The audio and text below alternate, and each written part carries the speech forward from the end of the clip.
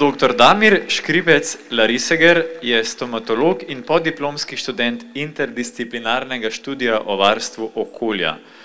Po oranju ledine dentalne laserske tehnike v Sloveniji in prejetju naziva master se je podal v holistično in biološko zobozdravstvo, ki upošteva načelo najprej ne škodi. Človek je zanj namreč več kot le fizična enota. Z aktivnim delovanjem pri ozaveščanju kolegov in javnosti o izjemni toksičnosti amalgamskih plomb in drugih škodljivih praksah in postopkih si je nakopal težave med zagovorniki doktrine tako s strani edine izobraževalne ustanove na področju dentalne medicine, kakor tudi Zdravniške zbornice Slovenije. Kljub oviram pa je nadaljeval in organiziral več zaporednih konferenc biološkega zobozdravstva. In to ni vse. Kot prvi neameričan je član Mednarodne akademije za oralno medicino in toksikologijo International Academy for Oral Medicine and Toxicology in prvi smart certificiran zobozdravnik v širši regiji, torej Safe Mercury Amalgam Removal Technique. Bravo! Iniciativi slovenskih zdravnikov se je pridružil v letu 2020, danes pa bo spregovoril o zakonu o nalezljivih boleznih.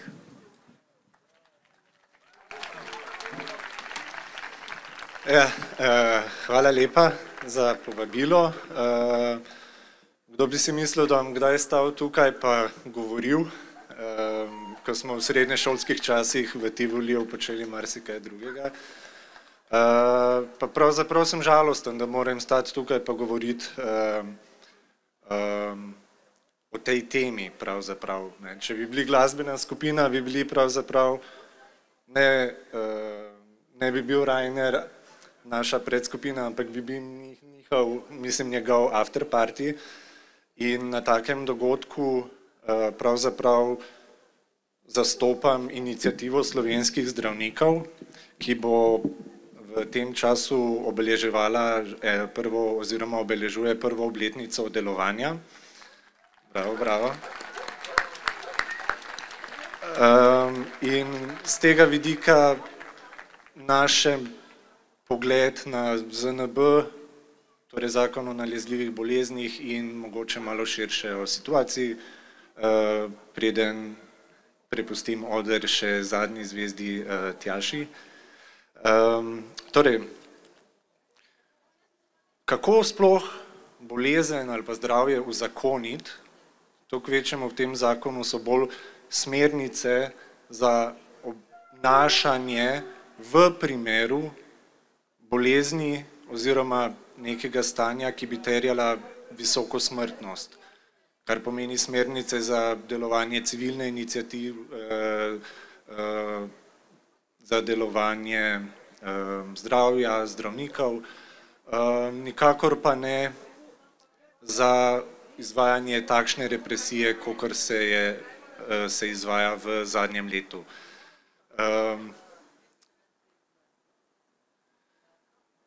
Zdaj, če že lahko kaj usmerja zdravje ali pa pravice do zdravja, usmerjajo to pravzaprav drugi dokumenti, usmerjajo ga konvencije, usmerjajo ga ustava in pri eni od takih konvencij sem pravzaprav oziroma aktivno sodelujem in vidim, kako tam to gre, in sicer konferenca Združenih narodov o sicer okoljski temi in zdravstveni temi povezani, torej Minamatska konvencija, katerih podpisnikov že 128 držav, in v takšnih dogodkih se zberejo strokovnjaki in državniki in nevladniki in ustvarijo neko deklaracijo, neko konvencijo, ki se podpiše. In 3 takšne konvencije globalne, ki so že dorekle, kaj se s človekom sme ali pa ne sme početi, eksperimentirati z njimi ali pa mu kratiti osebne svoboščine, jih ta zakon o nalezljivih boleznih pravzaprav potolče vse. In kako zelo izrabljen je pravni sistem, določa ena sama točka tega novega predloga zakona o nalezljivih boleznih, kjer v primeru, da nova bolezen vznikne, medtem ko se vsi ukvarjamo s COVID-19, lahko pričakujemo COVID-21, 23, kakorkoli si izbirajo številke teh bolezni, o katerih nas svarijo že celih pravzaprav 20 let, najmanj.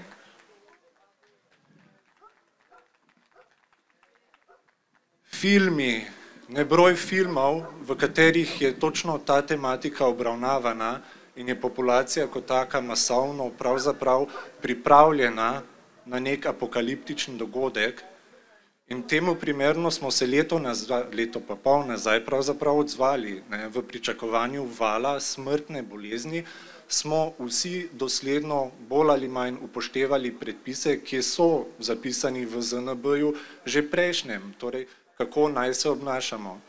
Ampak je kmalu izpadlo, da nekaj smrdi.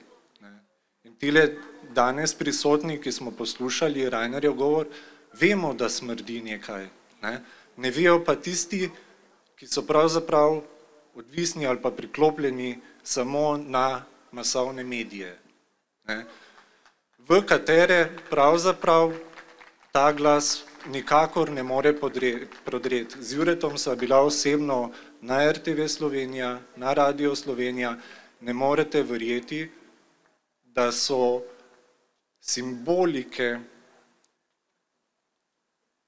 teh slojev na naši radijski hiši, na vratih direktorice oziroma poddirektorice. In vemo, da se borimo oziroma da je odzadaj nekaj več kot pa en virus in kot pa ena skrb za življenje človeka, za življenje soljudi.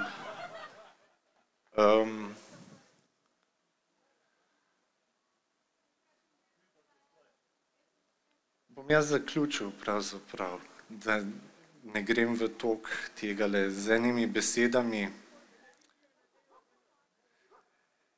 Ja, televizija ne dela za nas. Ena je privatna, zasebna, dela po navodilih, ena je pa javna, ki zaseda stališča, ne dovoljuje pluralno razpravo, na katero smo zdravniki z iniciative slovenskih zdravnikov pravzaprav pripravljeni. S katerim koli, kot jih omenim, s katerim koli izmed funkcionarjev strokovnega sveta, posvetovalne skupine smo pripravljeni na besedni dvoboj, na besedni spopad, na debato, v katerem bi argumenti in kontraargumenti prevladovali ali zmagali ali določili.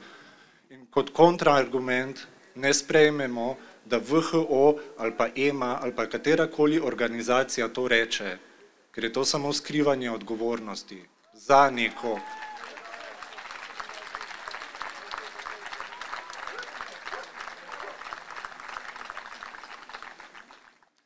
Ker zdravstvena slika je letos povsem drugačna, kot je bila lansko leto pred uvedbo cepljenja.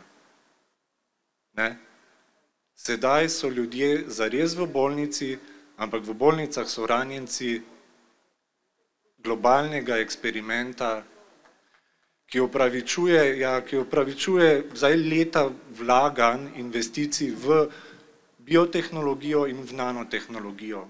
Ampak, če ti na en košček neke nove snovi grafenoksida uspeš prilepiti delček genetskega materiala in ga zaviti v neko nanomaščobno ovojnico, to še ni virus. Čeprav ga imenuješ novi koronavirus, to ni biološka oblika življenja, to je nekaj umetnega in spada, kot sem že v enem intervjuju povedal, v področje toksikologije. Ljudje so zastrupljeni. Nekaj je, kaj je, ljudje so zastrupljeni in reagirajo. In očitno je vsem nekako poškodovan čutilo vonja. Nekaj, kar vstopa skozi nos in nekaj, kar nas skrbi, je, kaj pada iz neba. Kako sem se lahko igral z magnetom po luži, da so se delčki premikali. In to je tisto, kar lahko država uzakoni, da zaščiti nas, ljudi, posameznike. Kako nas bo zaščitila proti diabetesu, ki je pandemičen, ali pa proti ortodonskim nepravilnostim, pandemija med otroci. Vse te sodobne bolezni, nevrološke, vse to je pandemično, pa nas ne skrbi tako zelo. In to novo cepivo je predstavljeno kot nek tehnološki dosežek. Novinar RTV MMC, ki je pokrival tehnologijo, pokriva zdaj korono, je največji morda vedec o tej tematiki. Minister pristojen za tehnologijo in razvoj ali kakorkoli promovira ta produkt. Minister za zdravje je funkcionar.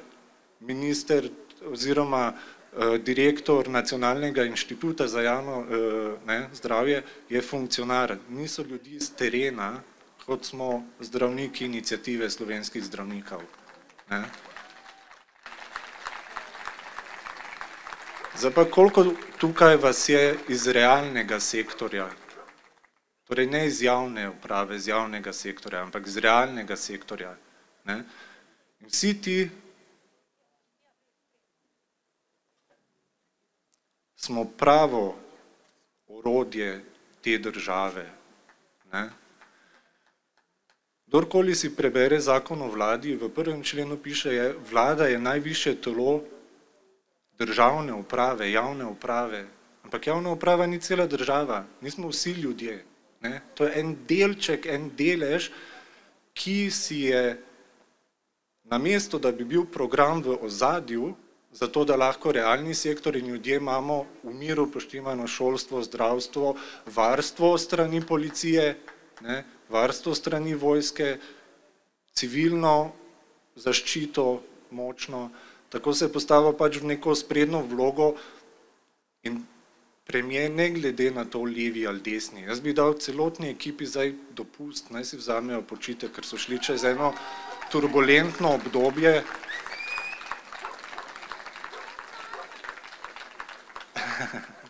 Plačano, neplačano. In čas za nek restart, ki ga planirajo očitno, če nek globalno znan pravnik, neko ime to izreče, potem ni to teorija zarote. Potem je odvijanje nekih dogodkov, ki ga lahko mi, ki je naš edini kapital, smo mi ljudje, nimamo takšnih finančnih sposobnosti in takšnega dometa orožja pravzaprav za pranje možganov, za zastrupljanje ljudi, za dezinformacijo ljudi, da platforme, ki služijo informacijo, za širjenje informacij služijo za dezinformiranje nas vseh.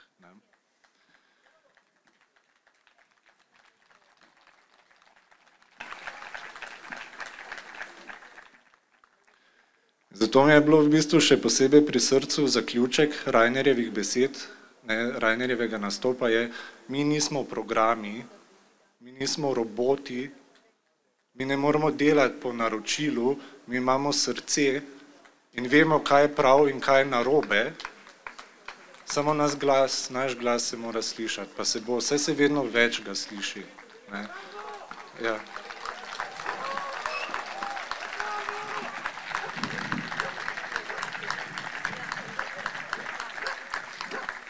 Ja, pa se bom zdaj posvetil zaključnim besedam. Sonet, priljubljeno orodje velikega Slovenca, Franceta Prešerna, ki so nam ga pravzaprav degradirali in iz 7. februarja, kjer je bila njegova politična ideja prevladujoča, prestavili v kulturni, le kulturni praznik, še dobro, da je pisal poezijo, da se ga ne da zradirati. Ampak jaz bom en drug sonet, Patra Geržana pravzaprav, ki bolj to trenutno situacijo popisuje. In spet prvo kitico, ki je tako pomembna. Sem pred časom imel eno, pred kratkim v bistvu rusko pacientko, sva se pogovarjala o himnah in je rekla, kako je slovenska himna čudna. Pravzaprav vsi narodi slavijo svojo veličino, naša himna pa za vse narode. Ampak ta druga, Patrova pa je ta. O ljudstvo ti slovensko zlata vredno, pošteno, umno, kakršnih je malo, kako si tem sleparjem v roke palo, ki te v pogubo vodijo dosledno. Hvala.